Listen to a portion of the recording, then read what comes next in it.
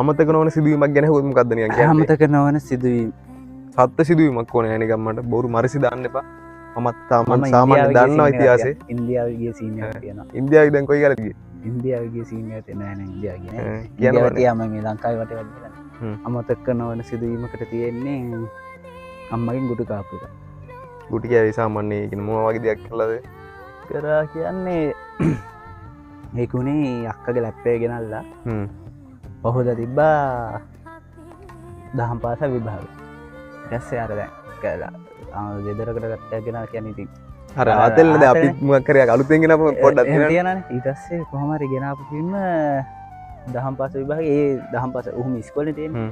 උහුම ඉස්කෝලේ පල්ලහර එතන CD game CD තියෙනවා. එහෙම දැන් කොහොම හරි අම්මා අරන් දෙන්නම් කියලා දැන් මේ අම්මා එනකන් උහුම ඉස්කෝලේ ළඟට ගිහින් දාලා මම ඉතින් ගියේ. මේ ගිහින් දාලා අම්මා කිව්වා අම්මා එනකන් කොහෙවත් යන්න එපා ගේට් ළඟට ඉන්න කියලා. විභාග ඉවරලා. විභාග ඉවරලා. ඊට පස්සේ දැන් විභාගේ දීලා ඉවරලා අවුරුදු සම්ම නැහැ. අර තිලි නෑමයි ගියා CD කඩේ. ගිහිල්ලා CD එක තෝරගෙන මේ අරන් දැන් අම්ම හොයනවලු. ඒ කියන්නේ දැන් සාමාන්‍ය ඊට 100ක දුර තියනනේ. එනකොට දැන් කට්ටිය කියනවා ඔයාලා ගම්මා උඹ හොයනවා. ඉසදු විසවින්දුව එහෙම කට්ටිය දැන් කියනවා අම්මා මලා එහෙම ඔයාලා අම්මා හොයනවා කියලා මේ. ඊට සම අරුයි මයි හැපි එකේ ගියාට පස්සේ අම්මා ආවා. කන්නඩ මම කන්නඩ ඒක පොඩි කියලා දැම්මම කන්නඩ දාන්නේ අම්මා ආවා.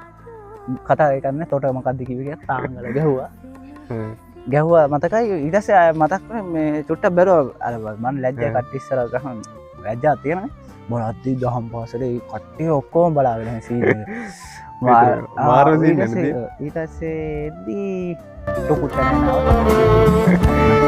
ඒක මතක වෙන්නේ නැහැ ජීවිතේට නේ කවදාවත් ඒක තමයි අර හොඳම සිදුවීම කිව්වම නිකන් මතක